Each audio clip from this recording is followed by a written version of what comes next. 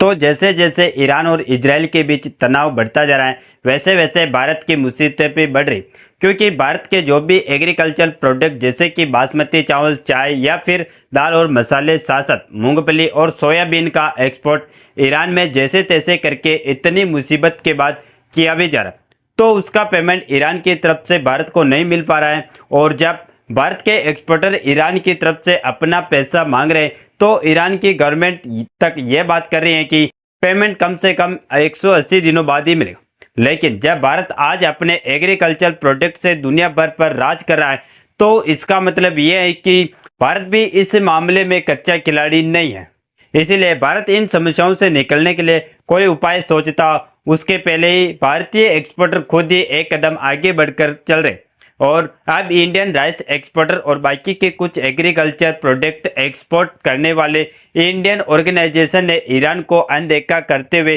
अब इस चावल का एक्सपोर्टर कुवैत, इराक और अफ्रीका की तरफ से मोड़ दिया, जिससे ईरान को भी खासकर भारत के बासमती चावल के लिए तरसना पड़ सकता है। पूरी डेवलपमेंट क्या है इस वीडियो में समझते हैं। नमस्कार दोस्तों, मैं राधेश्याम और आप देख रहे हैं KSR न्यूज़ 24।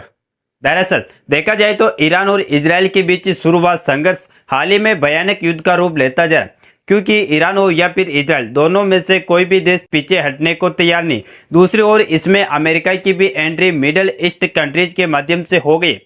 क्योंकि अमेरिका ईरान को बर्बाद होता हुआ देखना चाहता है और अपनी सदियों की दुश्मनी पूरा करना चाहता है।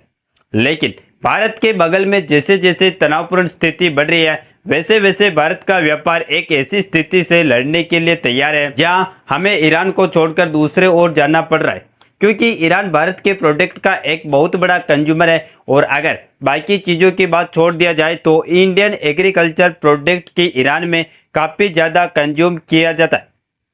बासमती चावल, चाय, चीनी के साथ साथ वेरियस के chemicals including pharmaceuticals, organic and inorganic chemicals Bharat के द्वारा एक्सपोर्ट किए जाते हैं। और पिछले साल तो एग्रीकल्चर का एक्सपोर्ट करीब करीब 29% बढ़ गया, और ईरान में भारत से $5.2 बिलियन का केवल एग्रीकल्चर प्रोडक्ट एक्सपोर्ट किया है। हालांकि पिछले साल इसमें बढ़ोतरी हुई थी, लेकिन अब यह बढ़ेगा नहीं बल्कि घटेगा, क्योंकि अब जो एग्रीकल्चर प्रोडक्ट ईरान को भेजे जा रहे थे, अब इनमें से कई एग्रीकल्चर प्रोडक्ट को दूसरे देशों की तरफ मोड़ दिया गया। और यदि पार्टिकुलर ईरान जाने वाले किसी प्रोडक्ट को सबसे ज़्यादा दूसरे देशों की ओर शिफ्ट किया जा रहा है, तो वह बासमती चावल, क्योंकि आप रिपोर्ट देख लीजिए, ईरान में जाने वाला बासमती चावल अपग्रेड हुआ है। तो इसी बासमती चावल की डिमांड कुवैत, इराक और अफ्रीका में बढ़ चुकी है। इसीलिए भारत के एक्सपोर्टर मोर्चा संभालते हुए इन देशों की ओर अपना रुख करें और कोशिश कर रहे हैं कि ज़्यादा से ज़्यादा सप्लाई इन्हीं देशों में, ना कि ईरान में। ऐसा इसलिए क्योंकि ईरान में अपना कोई प्रोडक्ट बेचने में कोई फ़ायदा नज़र नहीं आ रहा है, और खासकर बासमती चावल को भेजने में, क्योंकि ऑलरेडी इजराइल ईरान के बीच बढ़ते युद्ध के कारण भारत का 14,000 टन चावल बीच रास्ते में अटक गया, और साथ ही ईरान की तरफ से इन चावल को एक्सपोर्ट करके बदले में मिलने वाली पेमेंट को भी स्टॉप कर दिया गया। आखिरकार ये 14,000 टन चावल और पेमेंट क्यों बीच में अटका है, इसको आगे समझते हैं। लेकिन उससे पहले आप अपनी स्क्रीन पर ध्यान दीजिए, जिसमें उन टॉप 5 डेस्टिनेशन को दिखाया गया है जहां पर भारत का सबसे ज़्यादा बासमती चावल का एक्सपोर्ट किया जाता है,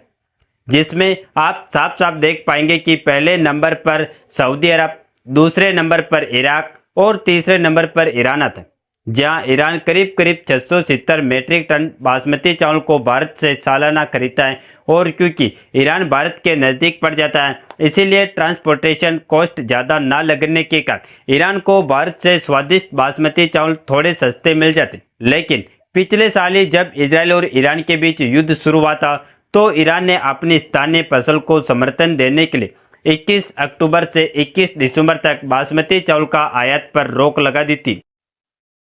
जिसके चलते इंश्योरेंस कंपनियों ने ईरान को होने वाले एक्सपोर्टर कवर करना भी बंद कर दिया था। नतीजा ये हुआ कि चावल एक्सपोर्टर ने ऑर्डर कम कर दी, और इसका खामियाजा किसानों को भुगतना पड़ रहा है, जिसमें पंजाब के किसान अच्छी तरीके से लपेटे गए, क्योंकि दुनिया भर में जितना बासमती चावल का एक्सपोर्ट भारत के द्वारा होता है, उसमें 40% कंट्रीब्यूशन पंजाब का होता है, और जब भारत और ओवरऑल आंकड़े को देखा जाता है तो भारत राइस एक्सपोर्टर के मामले में दुनिया का लार्जेस्ट प्रोड्यूसर एंड सप्लायर है। हालांकि पिछली बार माहौल ठंडा होने के बाद ईरान में धक्का-धक राइस का एक्सपोर्ट चालू हो गया, लेकिन पिछली बार की तरह इस बार भी हो रहा है, क्योंकि रास्ता बंद होने के कारण ईरान भारत का माल नहीं पहुंच पा रहा है। लेकिन हमें तो लगता है कि ईरान एक बड़े लेवल पर जानबूझकर भारत का चावल लेने से इनकार करे।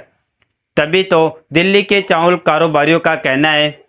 14,000 टन चावल रास्ते में फंसा हुआ है और पेमेंट भी रुका हुआ है। पेमेंट रुकने का मेन रीजन तो अमेरिकी प्रतिबंधों के कारण कुछ हद तक दिक्कतें, और दूसरा कारण यह भी हो सकता है कि ईरान जानबूझकर पेमेंट ना करना चाहता हो, इसीलिए वह 180 दिन बाद पेमेंट करने को करें ताकि भारत खुद ही चावल भेजना बंद कर दे। लेकिन आप कहेंगे कि ईरान जानबूझकर भारत से चावल लेना क्यों बंद करेगा जब उसे लो प्राइस में बासमती चावल ऑलरेडी मिल रहा है। तो इसके लिए आपको बता दूं कि यही बासमती चावल ईरान को पाकिस्तान से बिना पेमेंट के मिलने वाला है। जी हाँ दोस्तों, आप हमारी बातों पर यकीन करें या ना करें, ईरान और पाकिस्तान एक अलग ही खिचड़ी पका रहे हैं, और इस बात की जानकारी एक न्यूज रिपोर्ट में छापी गई है कि बाहर ट्रेंड से अब ये दुनिया को झटका दे, और इन्होंने डॉलर का बहिष्कार करके चावल के बदले तेल का व्यापार करने का प्लान बनाया है। आपको बता दें कि बॉर्डर ट्रेड का मतलब होता है वस्तु विनिमय, यानी कि आपस में दो लोग एक वस्तु के बदले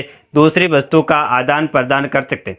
कहने का मतलब ये है कि पाकिस्तान के पास बासमती चावल है तो पाकिस्तान ईरान को बासमती चावल देने का वादा किया है, और उसके बदले ईरान पाकिस्तान को क्रूड ऑयल और नेचुरल गैस देगा। यानी कि आप सोच कर देखें कि जब ईरान को इतना अच्छा ऑप्शन पाकिस्तान की तरफ से मिल रहा है, इसीलिए शायद वह भारत बासमती चावल लेने में आनाकानी कर रहा है। फिलहाल ऑफिशियली क्या है यह तो आने वाले समय में पता चलेगा, लेकिन अभी के लिए जम्मू राइस एक्सपोर्टर दावा किया है कि इजराइल और ईरान की बढ़ते तनाव से हमारे चावल के एक्सपोर्ट पर कोई भी फर्क नहीं पड़ेगा,